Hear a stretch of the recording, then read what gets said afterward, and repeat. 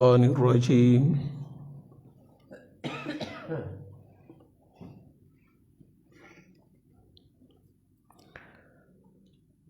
بسم الله الرحمن الرحيم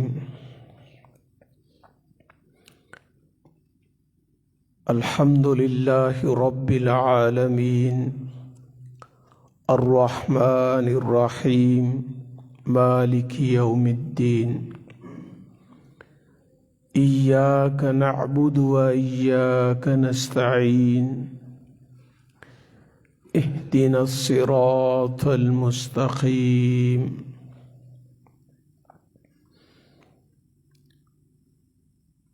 سورۃ الفاتحہ میں إياك نعبد وإياك نستعين اس آیت تک ہم کل تک پڑھ چکے ہیں، اس کا ترجمہ بھی اور اس کی تفسیر بھی۔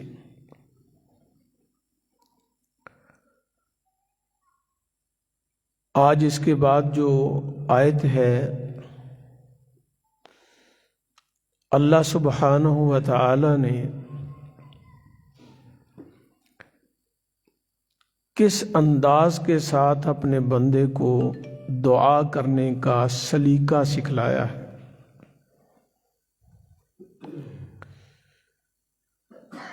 کہ پہلے اللہ کی تعریف کرنی ہے،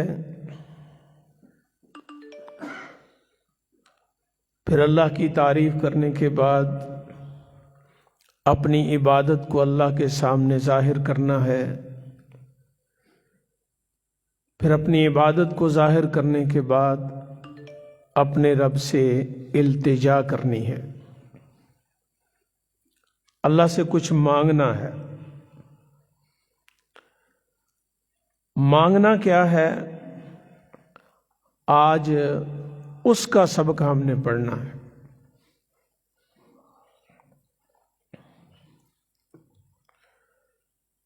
اہدنا الصراط المستقیم، اہدنا ہماری رہنمائی فرما۔ اللہ سے یہ ترلا لینا ہے، منت کرنی ہے، سماجت کرنی ہے، گزارش کرنی ہے کہ یا اللہ تو ہماری رہنمائی فرما۔ ہدایت جو ہے نا، ایک تو اس کا سیدھا سادہ معنی ہے کہ کسی کی رہنمائی کرنا۔ وہ رہنمائی اللہ رب العزت بھی کرتے ہیں، نبی کریم صلی اللہ علیہ وسلم نے بھی اپنے صحابہ کی رہنمائی کی، قیامت تک آنے والے انسانوں کی رہنمائی کی۔ نبی کریم صلی اللہ علیہ وسلم کے صحابہ بھی رہنمائی کرتے رہے۔ ان کے ذریعے جس جس بندے تک یہ دین پہنچا، وہ آگے اس کی رہنمائی کرتا رہا، کر رہا ہے اور قیامت تک وہ کرتا رہے گا۔ ایک تو یہ اس کا معنی ہے رہنمائی کرنا، اور دوسرا اس کا معنی یہ ہے کہ اس رہنمائی کے اندر جو بھی راستہ ہے، جو بھی فیلڈ ہے، جس کے اندر بھی آپ کام کر رہے ہیں، یا جس چیز کی بھی آپ کو ضرورت ہے، اس کے بارے میں آپ اللہ سے کہتے ہیں کہ یا اللہ ہمیں اس کی توفیق عطا فرما۔ اس بات کو ذرا سمجھ لیں، رہنمائی ہر کوئی کر سکتا ہے، لیکن توفیق صرف اللہ دیتا ہے۔ سمجھ آئی ہے؟ توفیق کس نے دینی ہے؟ اس کی دلیل میں دیتا ہوں، قرآن مجید کی ایک آیت ہے، اِنَّكَ لَا تَهْدِي مَنْ أَحْبَبْتَ وَلَكِنَّ اللَّهَ يَهْدِي مَنْ يَشَاءُ۔ اللہ تعالیٰ نے اپنے پیارے نبی محمد صلی اللہ علیہ وسلم کو ارشاد فرمایا، اِنَّكَ لَا تَهْدِي، آپ کسی کو ہدایت نہیں دے سکتے، رہنمائی کر سکتے ہیں کہ کسی کی رہنمائی کرنی ہے، راستہ بتلانا ہے، آپ راستہ بتلا سکتے ہیں، رہنمائی کر سکتے ہیں، لیکن اس راستے کے اوپر کسی کو چلا دینا یہ آپ کا کام نہیں ہے۔ بات سمجھ آئی ہے؟ ایک بندہ یہاں سے جا رہا ہے تو آپ اس کو کہتے ہیں بھئی آپ نے اگر سڑک کی طرف جانا ہے نا تو یہ راستہ جاتا ہے، کہیں اس راستے پہ نہ چلے جانا۔ آپ رہنمائی اس کی کر سکتے ہیں، لیکن آپ اس کو سیدھے راستے کے اوپر جو سڑک کی طرف جا رہا ہے اس کے اوپر چڑھا نہیں سکتے۔ اس کی مرضی ہے وہ ادھر سے چلا جائے، ادھر سے چلا جائے۔ اس کے ذہن کے اندر کوئی بات ڈال کے اس راستے کے اوپر ڈالنا کس کا کام ہے؟ یہ توفیق کون دیتا ہے؟ یہ ہے ہدایت کی دو ترجمے ہیں۔ ایک ہے کہ کسی کی رہنمائی کرنا، ایک ہے کہ اس رہنمائی کی توفیق دینا۔ تو توفیق کس سے ملتی ہے؟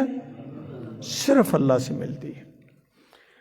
تو بندہ جب نماز میں ہوتا ہے نا تو اللہ کی بڑائی بیان کر کے اپنی عبادت کو سامنے رکھ کے پھر رب سے ترلا لیتا ہے، اہدنا الصراط المستقیم، اللہ تو ہمیں صراط مستقیم کی رہنمائی فرما۔ صراط مستقیم کیا ہے؟ نبی کریم صلی اللہ علیہ وسلم نے فرمایا، مسند احمد کے اندر یہ صحیح حدیث ہے،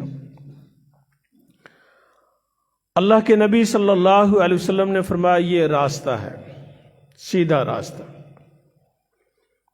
اس کا ایک دروازہ ہے جہاں سے راستہ شروع ہو رہا ہے۔ اس راستے کے دونوں طرف دیواریں ہیں، جیسے یہ دیوار ہے، یہ دیوار ہے، دونوں طرف دیواریں ہیں، پورے راستے کے اوپر دیوار لگی ہوئی ہے دونوں طرف۔ اللہ کے نبی صلی اللہ علیہ وسلم نے فرمایا کہ یہ دیوار جو ہے نا اس کے اندر دروازے ہیں، جس طرح یہ ہماری کھڑکیاں ہیں نا، یہاں پر دروازے ہیں، دروازوں کے اوپر اسی طرح فرمایا پردے لگے ہوئے ہیں، اس دیوار پر بھی، اس دیوار پر بھی دروازے بھی ہیں، پردے بھی لگے ہوئے ہیں، یہ سیدھا راستہ جا رہا ہے۔ اللہ کے نبی صلی اللہ علیہ وسلم نے ارشاد فرمایا کہ اس سیدھے راستے کے اوپر جہاں سے یہ شروع ہو رہا ہے وہاں پر ایک آواز دینے والا آواز دیتا ہے۔ آواز کیا دیتا ہے؟ کہ یہ صراط مستقیم ہے، اسی راستے کے اوپر چلنا ہے، تم نے اس راستے کو چھوڑنا، نہ ادھر جانا ہے نہ ادھر جانا ہے، دونوں طرف نہیں جانا۔ ایک یہ آواز دیتا ہے، ایک اوپر ہے، وہاں سے آواز آتی ہے کہ جب یہ بندہ جا رہا ہو تو جاتے ہوئے جب یہ سامنے دروازہ ہے نا اس سے داخل ہونے لگتا ہے نا تو وہ آواز دے دیتا ہے کہ نہیں اس راستے سے نہ جانا، داخل ہو جاؤ گے۔ کیا مطلب؟ سیدھے راستے سے نکل جاؤ گے تو اس دروازے میں چلے گئے تو دور نکل جاؤ گے۔ اللہ کے نبی صلی اللہ علیہ وسلم نے فرمایا کہ یہ جو سیدھا راستہ جا رہا ہے نا یہ اسلام کا راستہ ہے، صراط مستقیم۔ یہ دونوں طرف جو دیواریں ہیں یہ اللہ کی حدود ہیں، حد بندی ہے نا، اس راستے کی حد بندی، یہ اللہ کی حدود ہیں۔ ان دیواروں کے اندر جو دروازے رکھے ہوئے ہیں وہ اللہ کی حرام کردہ چیزیں ہیں جن سے اللہ تعالیٰ نے منع فرما دیا۔ دیواریں کیا ہیں؟ اللہ کی حدیں ہیں۔ دروازے کیا ہیں؟ اللہ کی حرام کردہ چیزیں۔ اب جہاں سے داخل ہونا تھا سیدھے راستے کے اوپر، وہاں پر ایک آواز دینے والا آواز دیتا ہے، وہ یہ قرآن ہے۔ ہر بندے کی رہنمائی کرتا ہے کہ اس راستے پر چلنا، ادھر ادھر تو نے نہیں ہونا، یہ سیدھا راستہ اللہ کی جنت کی طرف جاتا ہے، اس کو تو نے نہیں چھوڑنا۔ یہ جو پہلے دروازے کے اوپر کھڑا ہے نا، یہ اللہ کی کتاب ہے، قرآن ہے، کہ جو رہنمائی کرتا ہے کہ سیدھے راستے پر جانا۔ اللہ اکبر۔ اس کے بعد بندہ جاتے ہوئے جب کبھی کسی دوسرے راستے کی طرف جانے کی کوشش کرتا ہے تو اللہ کے نبی صلی اللہ علیہ وسلم نے فرمایا کہ اس کے دل کے اندر ایک ہے جو اس کو آواز دیتا ہے، جس کو ہماری زبان میں کیا کہتے ہیں؟ ضمیر۔ ہر بندے کا ضمیر جب بھی کوئی غلط کام کرنے لگتا ہے نا، اس کو لازمی بتاتا ہے۔ یہ ممکن ہی نہیں ہے کہ بندہ غلط کام کرے تو اس کا ضمیر اس کو بتلائے نہ کہ یہ غلط ہے، یہ نہیں ہو سکتا۔ میری بات سمجھ آ گئی ہے؟ جب راستے پر چڑھے تھے تو تب بھی ہماری رہنمائی کیا آئی تھی کہ اسی راستے پہ رہنا، ادھر ادھر نہیں جانا۔ جب ہم ادھر ادھر جانے لگے تو پھر ایک بتانے والے نے ہمیں بتلایا کہ نہ، اس راستے سے داخل ہو گئے نا تو کام خراب ہو جائے گا۔ یہاں تک حدیث سمجھ آ گئی ہے؟ میں نے ان دیواروں کو کہا تھا کہ یہ اللہ کی حدود ہیں۔ حد سے جو باہر چلا گیا، خواہ نیکی کے اندر کیوں نہ ہو، وہ اللہ کو قابل قبول ہی نہیں۔ بات سمجھ آ گئی ہے؟ یہ اللہ کی حدود ہیں، یہ سیدھا راستہ جا رہا ہے۔ سیدھا راستہ وہ ہے جو اللہ کے نبی صلی اللہ علیہ وسلم نے ہمیں بتلا دیا ہے۔ ساری کی ساری نیکیاں اس دیوار اور اس دیوار کے اندر ہیں۔ سمجھ آئی ہے؟ اس حدود کے اندر رہتے ہوئے ہم نے سارا سفر طے کرنا ہے۔ اگر ان حدوں کو ہم نے پھلانگ لیا، خواہ وہ نیکی کا کام کیوں نہ ہو۔ کچھ نیکیاں ہیں جن کے اندر اختیار دیا ہوا ہے کہ جتنی مرضی کر لو، لیکن کچھ نیکیوں کی حدود قائم کی ہوئی ہیں کہ اس حد سے آگے نہیں بڑھنا۔ جیسے آپ نے ابھی عشاء کی نماز پڑھی ہے، تو عشاء کی نماز میں کتنی رکعتیں ہوتی ہیں؟ فرض کے اندر 4 رکعتیں ہیں۔ اگر آپ کے امام صاحب آپ کو پڑھا دیں 5 رکعتیں، کہ ثواب بھی زیادہ ہونا ہے نا، قیام ہو جائے گا، رکوع ہو جائے گا، 2 سجدے بھی زیادہ بڑھ جائیں گے، تو کیا خیال ہے اس نے ٹھیک کیا؟ 4 رکعت نماز ہے تو وہ 5 رکعت پڑھا دے، حرج تو کوئی معلوم نہیں ہوتا، نیکی کا کام زیادہ کیا ہے، لیکن اس نے حد کو پار کر دیا۔ اس کی حد بندی کی گئی تھی کہ اس حد سے باہر نہیں نکلنا، خواہ نیکی کا ہی کام کیوں نہ ہو۔ تو اس نے اپنی حد کو پار کر دیا۔ جب حد کو پار کر دیا تو اس کی وہ نیکی بھی قابل قبول۔ میری بات سمجھ آ گئی ہے؟ وہ جو حد اللہ رب العزت نے رکھی ہے، اس حد سے ہم آگے بڑھ سکتے نہیں ہیں۔ یہ ہے کہ نیکی کے کاموں میں بھی وہ نیکی قبول ہے جس کے اوپر محمد کریم صلی اللہ علیہ وسلم کی مہر لگی ہوئی۔ من عمل عملا لیس علیہ امرنا فہو رد۔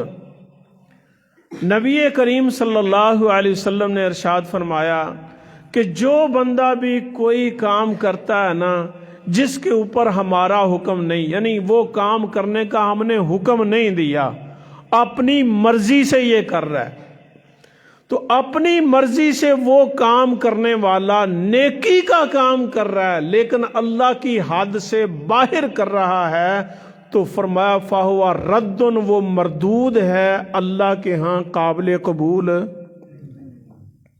یہ ہے نیکی کے کام، کہ نیکی کے کاموں کے اندر بھی ہم نے خیال رکھنا ہے کہ وہ کام کریں جو نبی کریم صلی اللہ علیہ وسلم نے ہمیں کر کے دکھلائے ہیں، ان حدود سے ہم نے باہر نہیں جانا۔ دوسرا ہے ان دیواروں کے اندر جو دروازے ہیں، دروازے ہیں اللہ کی حرام کردہ چیزیں جن سے منع کر دیا گیا۔ اب پہلے ہم نے نیکی کے کام کرتے ہوئے بھی خیال رکھنا ہے کہ کوئی نیکی کا کام ایسا نہ ہو جائے کہ جو اللہ کے نبی صلی اللہ علیہ وسلم نے نہ کیا ہو اور ہم نے اپنی طرف سے ایجاد کر دیا، یہ بھی ہم نے کام نہیں کرنا۔ اور دوسرا کہ ان دروازوں سے باہر نکل کر اگر ہم باہر قدم رکھ دیا تو سیدھے راستے سے ہم بھٹک گئے۔ صراط مستقیم سیدھا تھا، ان دیواروں کے اندر جو راستے بنے ہوئے ہیں ان راستوں کے اوپر چل گئے۔ صراط مستقیم جو سیدھا جنت کی طرف جاتا تھا وہ تو ہمارا رہ گیا۔ جب اس طرف جائیں گے تو قطعاً جنت مل سکتی، ملے گی بھائی؟ یہ سیدھا راستہ جاتا ہے ظفروال کی طرف، تو آپ اس راستے جو ہے نا وہ ننار کی طرف چلے جائیں گے، اس راستے سیالکوٹ کی طرف چلے جائیں گے، ظفروال تو کبھی نہیں پہنچ سکتے۔ صراط مستقیم سیدھا راستہ اللہ کی جنت کی طرف جاتا ہے۔ تو اگر آپ نے وہ صراط مستقیم چھوڑ دیا اور کسی کے کہنے کے اوپر، جس طرح وہ بعض اوقات لوگ لائی لگ جن کو کہا جاتا ہے وہ ہوتے ہیں کہ کسی کے کہنے کے اوپر اس طرف چل دیے، کسی کے کہنے کے اوپر اس طرف چل دیے، تو وہ کبھی منزل کے اوپر نہیں پہنچتے، وہ ہمیشہ لائی لگ ہی رہتے ہیں اور لائی لگ ہمیشہ ناکام ہی رہتے ہیں۔ اس کی وجہ کیا ہوتی ہے کہ جو مین چیز ان کو بتلائی گئی تھی اس راستے کو انہوں نے چھوڑ دیا ہے۔ اس آیت کے اندر ہر بندہ ہر نماز میں ہر رکعت میں اپنے رب سے دعا کیا کرتا ہے؟ اہدنا الصراط المستقیم، اے اللہ ہمیں ہدایت دینا، رہنمائی کرنا، توفیق دینا صراط مستقیم کی۔ اب وہ صراط مستقیم اس حدیث سے تو آپ کو سمجھ آ گیا ہوگا انشاءاللہ، آ گیا نا سب بھائیوں کو؟ میں اس کی تھوڑی سی تشریح اور کر دوں تاکہ واضح ہو جائے۔ صراط مستقیم ہر وہ کام ہے جس کا اللہ اور اس کے رسول صلی اللہ علیہ وسلم نے حکم دیا ہے، اور وہ کیا ہے؟ اسلام۔ اسلام اللہ کا قرآن ہے اور نبی کریم صلی اللہ علیہ وسلم کی حدیث ہے۔ اب قرآن اور حدیث کے اندر جو حکم ہمیں ملا ہے وہ صراط مستقیم۔ اگر اس حکم سے ہم پیچھے ہٹ گئے تو صراط مستقیم سے ہم پیچھے۔ میں اس کی تھوڑی سی مثال دے دوں۔ ایک عورت ہے کہ جس کو اپنے خاوند کی فرما برداری کا حکم دیا گیا ہے۔ اب وہ عورت اپنے خاوند کی فرما برداری نہیں کرتی تو سمجھ لو صراط مستقیم سے ہٹ گئی ہے، خواہ وہ نمازیں پڑھتی ہو، روزے رکھتی ہو، حج کرتی ہو، زکوٰۃ دیتی ہو، تلاوت کرتی ہو، جو بھی کر رہی۔ اس کو بتایا گیا تھا کہ تو نے اپنے خاوند کی فرما برداری کرنی ہے، تو جب یہ فرما برداری سے نکل گئی ہے تو اس نے صراط مستقیم کا ایک حصہ جو ہے نا اس کو ضائع کر دیا۔ سمجھ آئی ہے بات؟ باقی اگر کوئی نماز نہیں پڑھتا تو وہ بھی صراط مستقیم سے ہٹ گیا، کوئی حج نہیں کرتا، زکوٰۃ نہیں دیتا، جتنے بھی نیکی کے کام ہیں ایک ایک کر کے چھوڑتا جائے گا تو وہ صراط مستقیم سے آہستہ آہستہ دور ہوتا جائے گا۔ یہ میں نے مثال دی ہے۔ ہر بندہ دیکھے کہ میں صراط مستقیم سے کتنا ہٹا ہوا ہوں۔ اللہ تعالیٰ نے ہمیں دماغ دیا، سوچنے کے لیے دیا ہے۔ میرے اندر کون کون سی برائی ہے کہ جس کی وجہ سے میرا وہ راستہ جو سیدھا جنت کی طرف جا رہا ہے اس راستے کو میں کہیں اپنی برائیوں کی وجہ سے چھوڑ تو نہیں رہا؟ کہیں ان دیواروں کے اندر جو دروازے تھے جن سے اللہ نے حرام کیا ہوا تھا، میں یہاں سے باہر تو نہیں نکل گیا حرام چیزوں کی طرف؟ یہ کس نے سوچنا ہے؟ ہم نے سوچنا ہے کہ کون سی وہ غلطی ہے، کمی ہے، کوتاہی ہے، گناہ ہے جو میرے اندر موجود ہے کہ جس کی وجہ سے میں صراط مستقیم سے ہٹ رہا۔ اللہ رب العزت سے دعا ہے کہ اللہ تعالی ہمیں صراط مستقیم پر چلنے کی توفیق عطا فرمائے اور صحیح سیدھا راستہ جو اللہ کی جنت کی طرف جاتا ہے اس کو سمجھنے کی توفیق عطا فرمائے۔ وما توفیقی الا باللہ العلی العظیم۔